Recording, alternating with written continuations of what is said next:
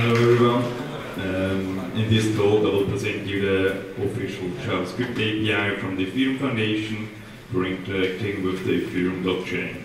Web3.js is the leading library for building apps in this space, and I will introduce you today how easy it is to use and what's the current state of the project. First of all, I will introduce myself. I'm Furter. I'm working for the Ethereum Foundation on Web3.js. In my spare time, I'm working on an e-governance protocol called the Harbor project. And yeah, there's my GitHub handle and Twitter handle if you would like to connect. Former contributors of the Web3.js library are Fabian, Marek and Jeffrey. Fabian is the initial creator of the library, and Marek and Jeffrey have helped him out to build this library. But we are not only 4 people, because Web3 is an open source project, and we have 95 GitHub contributors, 2,106 forks, and around 80,000 weekly NPM downloads. First of all, I will introduce you in the core concepts of the apps and the core concepts of the library. This is the Dapp tech stack. As you can see here, we have the Ethereum EVM node with a JSON RPC API. And if you would like to interact with the blockchain in Chrome or Firefox, you have to install the MetaMask extension for the handling of the account and for connecting to a node. You could also interact with the blockchain over the Node.js, just with Web3, and we have also the Mist browser from the Ethereum Foundation. There you just have to include Web3.js in your HTML.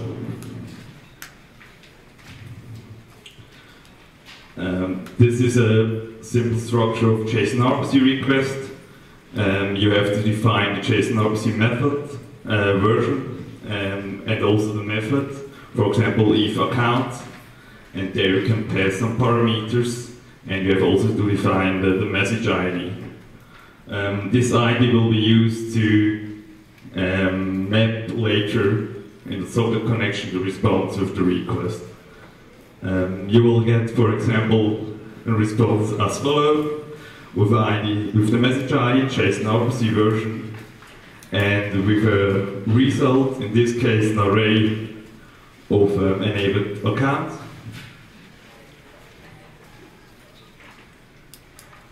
Now I will show you the API encoding. API stands for Application Binary Interface, and you will get an API if you're compiling a smart contract with Trouble or something else.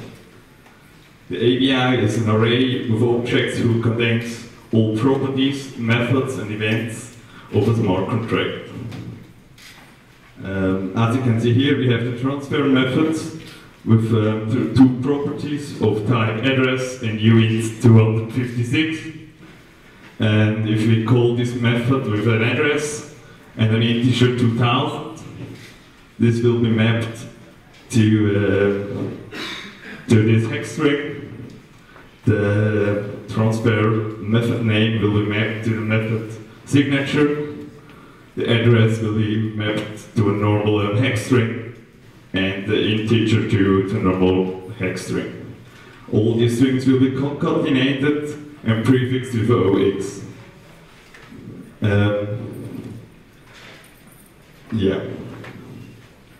Now I will shortly show you the public API of our library. We have 3 topics: Ethereum, Whisper and Swarm. In the Ethereum topic we have a contract module to interact with the smart contract, the person module to, for example, sign a message, and accounts module to manage your wallets. Then we have ENS, Ethereum name server module. There you can define, you can have, for example, a samuel.eth domain, and this domain will resolve to a contract address or a wallet address. Then we have the IBAN module. This module is for transforming an Ethereum address to IBAN or IBAN address to Ethereum. It's an Ethereum address. And we have the ABM module to decode and encode hex strings values from the blockchain. Then we have Swarm. This is a distributed file storage and is included in the Gap node, the official node of the Ethereum Foundation. And there we have the BSSET module to interact with the Swarm network. If you would like to know more about it, please go on the Swarm website. This website is running on the decentralized file storage system. We have also Whisper, an end-to-end encrypted, fully anonymous messaging service. And there we have the module SHH, who stands for PSH. And if you would like to know more about it, please go on our wiki. There Whisper is explained. The Web3.js library does expose the Web3 object. There we have the F topic as one object with a subscribe method to subscribe, for example, to blockchain logs, to logs from a contract, and we have also all these modules as said before. Each Web3 module has a .NET property. With this .NET property you can get information about the network and the connected node. And we have the Swarm and the Whisper module, and at least we have the utilities module with a bunch of functions to, for example, transform a hex string to a normal string, or to encode a message. Interactive Web3.js, we have some special kinds of how you would interact with it, and I will explain it to you now. We all know promises. This is a simple method, the if get balance method. This method will return the current balance of this account and will print it as ether in the console. Because the transaction does have different states until it is executed, and the developer would like to show each state to the user, we were looking for a solution to support promises and event emitter. That's why Fabian, the initial creator of this library, has created a prom event object. This is a combination of promise and the event emitter object, and I will show you now how this prom event could be used. This is a Web3 send transaction method. This method does send an amount of ether from one wallet to another wallet, and we just call here the then method from the promise, and we will get the transaction receipt with all the informations. But maybe you would like to show more information to the user, because it takes a while until this transaction is approved and confirmed from the blockchain. And this is possible because we have combined it with the event emitter. As you can see here, you can register a transaction hash listener. There you will get the transaction hash, the ID of the transaction to blockchain, before it's actually executed and confirmed from the blockchain. You can also register a received listener. That's the same as before with the then from the promise. Then you can register the confirmation listener. There you will get the confirmations count and also the receipt. And as last listener, you have the error listener. There you will get the EVM errors and also all Web3.js related error messages. The prom event will also be used for subscriptions. For example, here, I subscribe to these logs. I define in the options object the address property. That means I say that I only want to have logs from this address and with some specific topics. There I can register a data listener and I will get any log from the blockchain. In the changed function, in the changed listener, I will get only these logs who are removed from the blockchain. But be careful, subscriptions are only supported in the IPC WebSocket and Ethereum provider, and not on the HTTP provider. So, now I will show you how you could interact with a contract with the Web3.js library. It's really simple. You have just to create a new contract object, passing the JSON interface. That's the API. You have an optional parameter address. This is optional because you could just only create this object with the API and deploy it after with Web3.js. And then you have also some options. These options are the address, that's the address of the contract, the JSON interface is the API, and you have also a from property, that's the default account for each transaction. You can define the default gas price and also the default gas limit.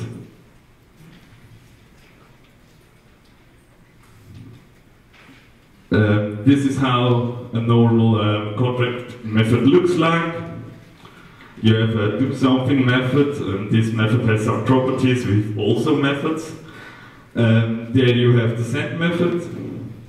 The send method is for state changing methods. For example, do something would update some data on the blockchain, then you have to use send.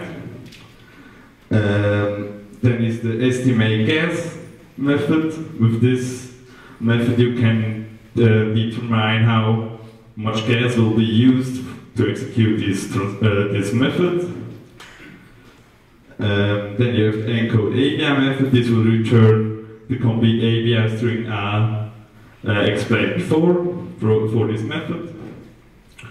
And you will have also the call method. The call method is just used to get data from the blockchain. So the send method is for write actions, and the call method is for read actions. The big difference between those are the send method will cost something to execute, and the call method will be free.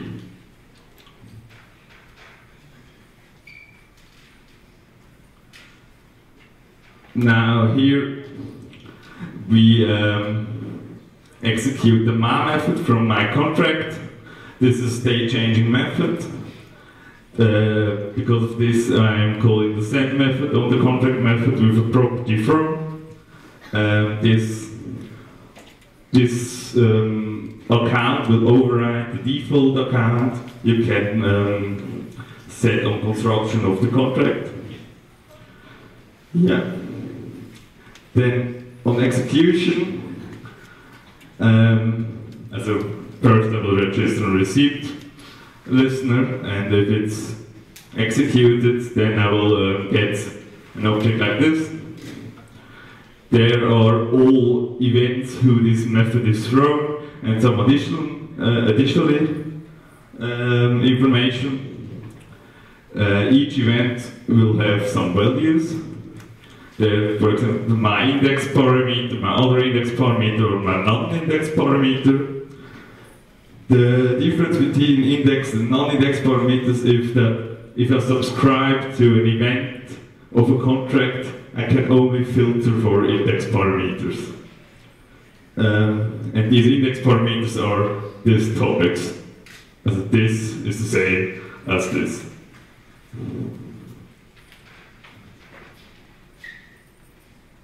Yeah.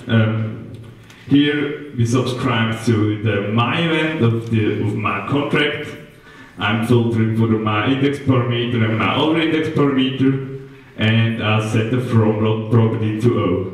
That means I will get all events since Genesis block until now from this contract.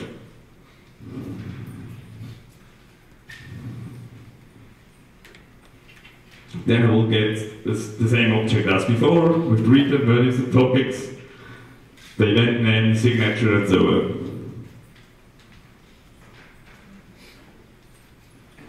If you would like to know more about how to interact with Web3.js, please go to our documentation. It should be really easy to understand. This is the roadmap for the 1.0 stable release. We're currently on beta 36. We have 3 milestones for this. First of all, the ES6 port, porting Web3.js to ES6, and also improving the code architecture. And I will also improve the bundling, because currently there isn't really a bundling. I will expose a CGS, UMD, and ESM model. The next milestone is the features milestone. There we'll implement a Ethereum provider. That's a specification we have defined over the last months in the Ethereum community, how interacting with the node should be done.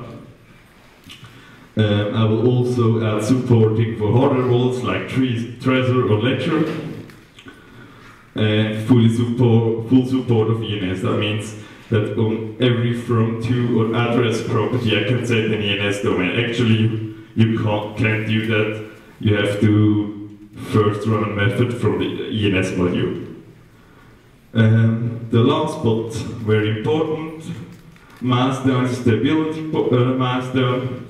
There I will improve the subscription handling and the reconnect handling of WebSockets, fixing of some issues, and writing of integration tests for the RPC API. Otherwise I can't know if the Gatefold parity node has changed its API.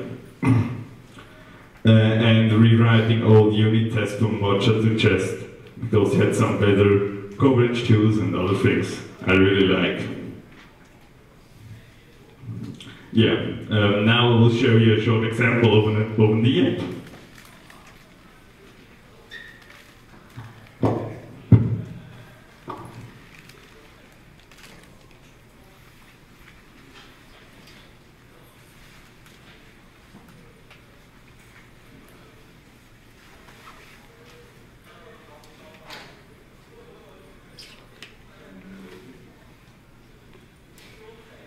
I have just to update my settings here.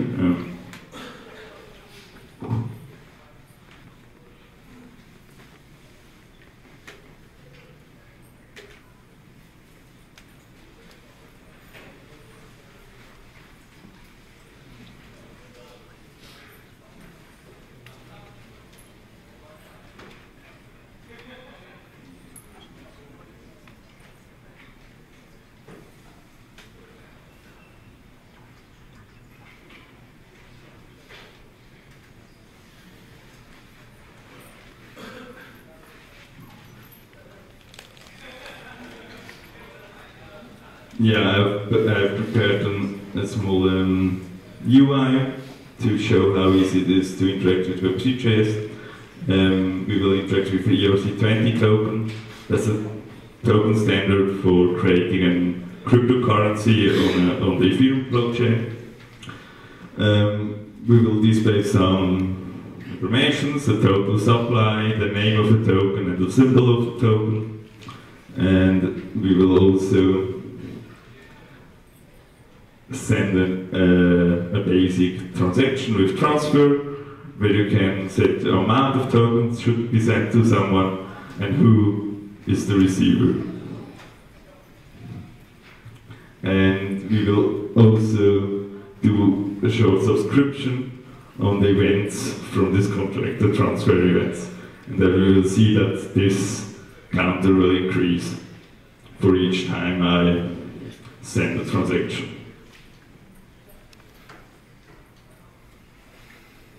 So, yeah. First of all,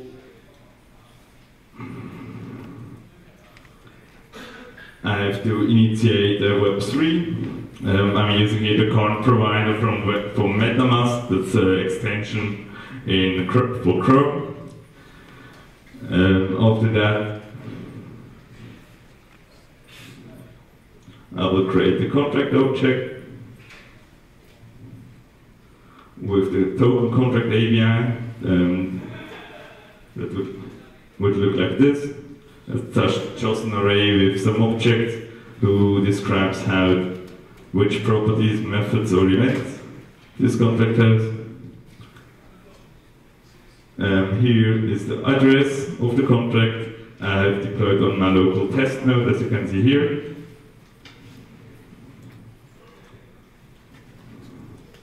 And then, for example, to get the total supply property, I can just call this method as follows and set the text content of this element to the total supply. And this also with token name and token symbol.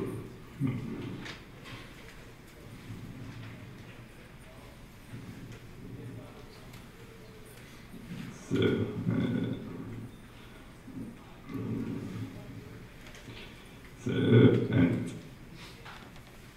yeah, typically.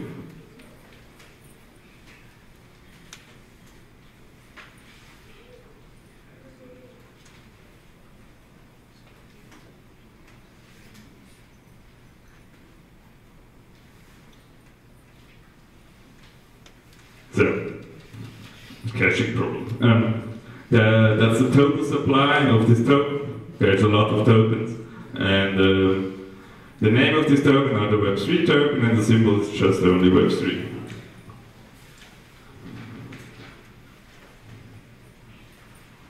Yeah. So,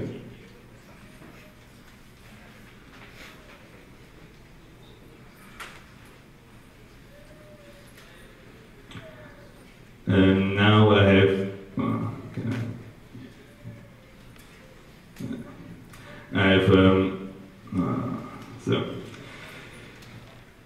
I've registered a simple click listener on the transfer button.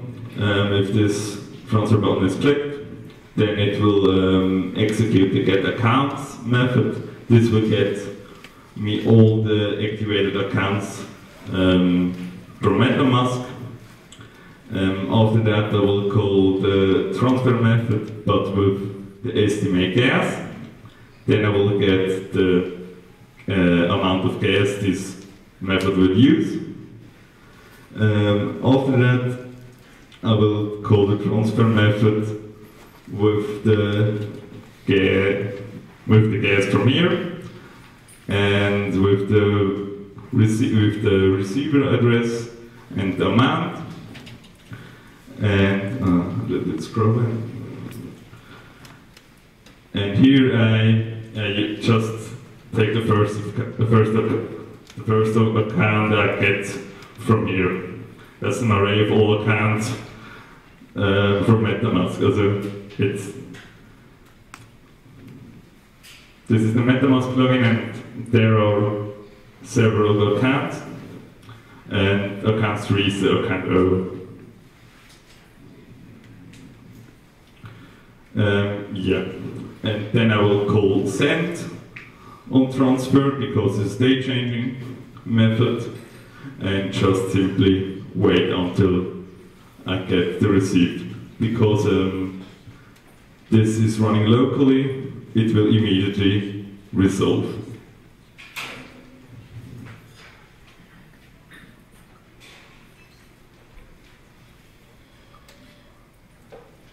So I will send 1,000 tokens to the second account from this node.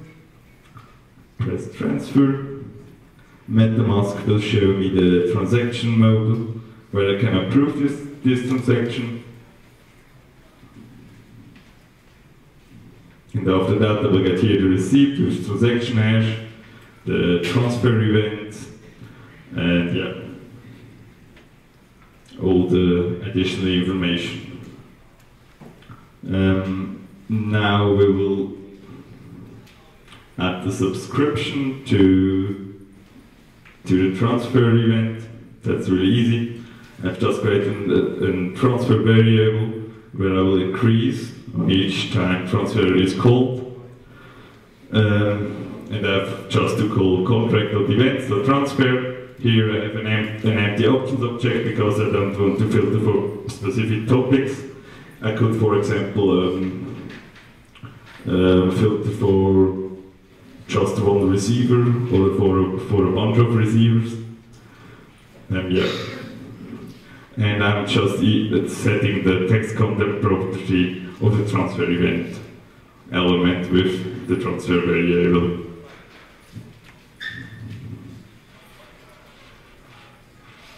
So, and now I send another 1,000 tokens to me.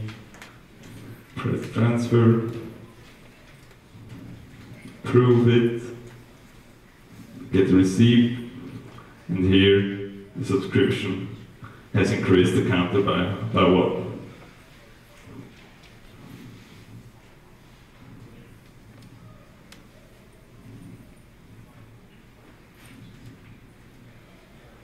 Yeah, that would be my presentation.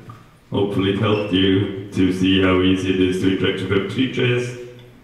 Yeah, any questions?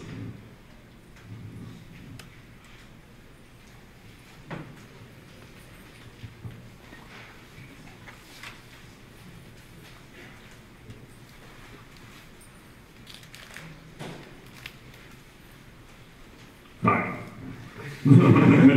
Thank you.